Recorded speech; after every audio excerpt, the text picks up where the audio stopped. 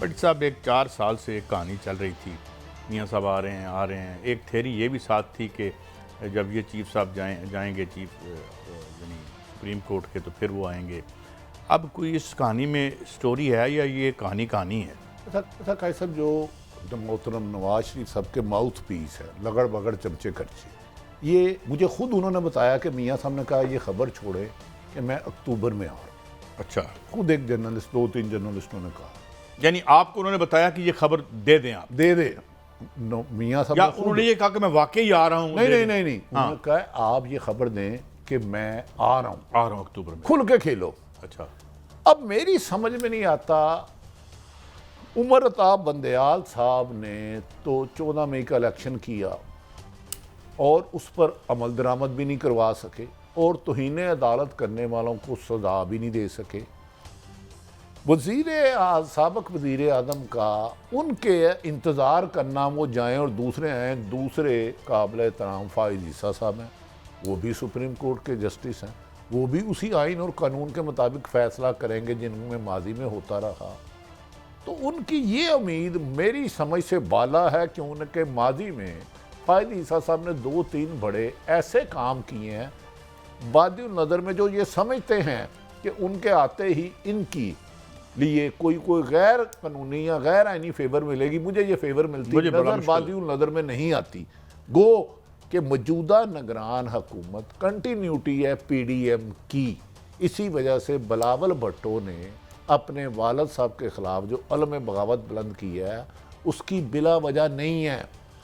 आसिफ अली जरदारी साहब के नहायत करीब तरीन चंद लोग हैं जिनके नाम वाच लिस्ट में डल चुके हैं, जिनके नाम वाच लिस्ट में आसिफ अली जरदारी साहब के करीबी तरीन राइट हैंड, लेफ्ट हैंड कह लें, जिगर के टुकड़े कह लें, आंख के तारे कह लें, बुढ़ापे के सहारे कह लें, हसीन नज़ारे कह लें, उनके नाम वाच लिस्ट में डल चुके हैं। और दुबई में होने वाली वाच लिस्ट से मुराद ये है कि वो फ्लाई आउट नहीं कर सकते, मुल्क से जा नहीं सकते। किसी भी सरहदी जहां FIA तैनात है, उस कंप्यूटर में वो नाम भेज दिए गए हैं। गालबन ये खबर भी दुनिया में बिलावल मुराद अली शाह के करीबी साथियों के बैरून मुल्क जाने पर पाबंदी। उसका ये मतलब नहीं है कि ये टिक टिक करके पैदल जाएंगे। जहाज पे अगर कोई शिपों पे दाएं बाएं होकर निकल जाता है, तो इस वजह से PDM दस्तों गिरेबान हो गई है। यहाँ तक के कल पीपल्स पार्टी के बड़े संजीदा रहनुमा फैसल कुंडी, उन्होंने कहा मौलाना साहब 4 वज़ारतें और एक गवर्नरी लेके तो मौजे करते रहे। और बिलावल भुट्टो क्या कह रहे हैं कि हमारे इत्तेहादी इलेक्शन से खौफज़दा हैं, इलेक्शन से डर रहे हैं, इलेक्शन से भाग रहे हैं। ये अब मैं तरीके इंसाफ की बात नहीं कर रहा, जिसकी वजह से नवाज शरीफ की हुकूमत बनी कल पहली दफ़ा। अब ये कायम रहते हैं कि नहीं, बिलावल भुट्टो मुझे बेनज़ीर के बेटे लगे। उन्होंने कहा जरदारी साहब का हुक्म घर में अपनी जगह, लेकिन इधर आईनी बात है। अब इस पर कायम रहते हैं नहीं रहते मुझे नहीं पता। कादी साहब गल सुनो, हांडी टुट गई जे विचों, PDM फट गई जे।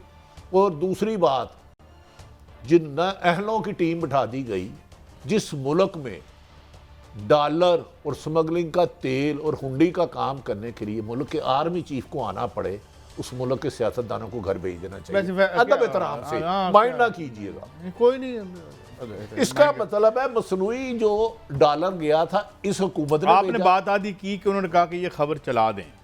अब मुझे ये बताएं कि ये खबर ही चलेगी या वो आएंगे भी? देखिए, वो उनके अंदर घर के, आप तो करीबी सोर्सेज से, यानी मुराद ये कि करीबी सोर्सेज, उन्होंने एक सहाफ़ी को, आपके भी जानने वाले हैं लेकिन मैं कभी भी सहाफ़ियों का नाम नहीं लेता, उन्होंने कहा तुम फिक्र ना कर, मेरी मामला तय हो गए, मैं 4थी दफ़ा वज़ीर आज़म आऊँगा। ठीक। उसने कहा सर आइनी तौर पे तो आपको सज़ा हो चुकी है। उन्होंने कहा ये सज़ा मेरे आने से पहले सारा कुछ यहाँ मेरे आते ही ख़त्म हो जाएगा। और उस सहाफ़ी को भी निगरान हुकूमत के बाद, मौजूदा निगरान हुकूमत में भी गालबन मेरा ख्याल मिनिस्टर इन्फॉर्मेशन कोई जर्नलिस्ट, यानी वो इसके मतलब यहाँ आके उन्हें जेल वेल जाने की ज़रूरत नहीं है। उनका ये ख्याल है, देखें फैसला तो अदालतों ने करना है और उनका ख्याल अमूमन ठीक होता है। उन्होंने जब उन्हें कोट लखपत जेल से वो ये सर्विस हॉस्पिटल भेजा गया था तो उनका ख्याल था कि वो जहाज में बैठ के जा रहे हैं, जिसको सेकंड आपके हर दिल अजीज ख्वाजा आसफ ने कहा था हमें तो फलां बंदे ने भेजा है, हमें किसी ने नहीं भेजा। तो कादी साहब अगर फलां बंदा इनके साथ है और फलां बंदा इनके साथ है, तो फिर जो आइन है ना, कम से कम उसकी ज़रा बेखुरमती बेतुकीरी छोड़ दें, उन्हें अलमारी में ला करके बड़ी गुम साहब कर उसमें एक कहानी और भी है ना, वो हमारे उस्ताद थे, उन्होंने कहा था, हमारे किसी और शागिर्द को कहा था, वो बड़े सालों बाद मुल्क वापस आ रहा था, उसका एक बात याद रखना, जो मुल्क तुम छोड़ के आए थे वह वो नहीं रहा। तो अब ये 4 साल पहले वाला मुल्क भी नहीं रहा। यकीनन, ऑफ कोर्स। आप बात हालत ये है इस वक्त के, अगर आर्मी चीफ साहब मेहरबानी ना फरमाते तो ये डॉलर अभी तक हमें जूते मार रहा होता और इस मैशत को रगड़ रहा होता है जी।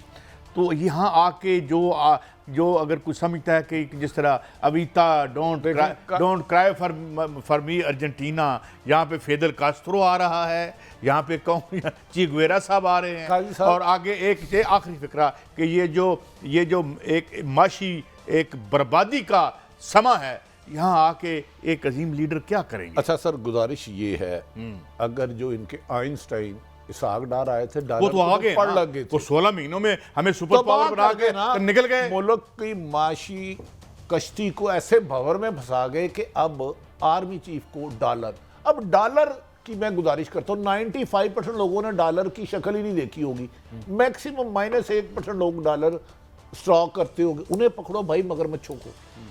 लेकिन ये आपके सियासतदानों की नाकामी है ना। और काई साहब, दूसरी बात, मियाँ साहब ने फी कसम मैंने को 10 लाख लगाकर, भरपूर 10 लाख लगाकर हर फी कसम मैंने को एयरपोर्ट पे बंदे लाने का हुक्म सादर फरमा दिया है, और जिसमें इंतजामिया भरपूर मदद करेगी बसें पकड़ने और वैगनें पकड़ने में। तो आपकी जमहूरियत तो चल रही है, अगर आइन नहीं है तो क्या हो गया? अगर अदालतों की हुक्मदुली होगी तो so what? मुझे तो नहीं पता उस वक्त 10 लाख दिए गए थे, यानी एक दफ़ा पहले भी तो एक फ़कीदुल मिसाल हुआ था जो यहाँ पे एयरपोर्ट पे। नहीं, वो तो जब गए थे तो गलती से शबाज शरीफ भी वहाँ पहुँच नहीं, मरियम बीबी तो आई थी ना जब वो तशरीफ लाई थी। अच्छा, वो तो ब्रेक है, जल्दी से बताइएगा। इनफैक्ट बेनज़ीर भुट्टो का रिकॉर्ड टूट गया था, उसमें कम लोग आए थे। चले हम उस रिकॉर्ड लीडर जिसके साथ अवाम ना हो वो लीडर नहीं होता, जो है समत बॉन्ड से जोड़ने की कोशिश करते हैं। एक ब्रेक है, ब्रेक के बाद हाजिर होंगे। मैशत जो हमारा असल अजाब है, इस पर बात करेंगे, और हमारे साथ हफीज़ पाशा साहब होंगे, डॉक्टर हफीज़ पाशा, एक नहायत ही मोतबर नाम मैशत के हवाले से हमारे साथ रहिए।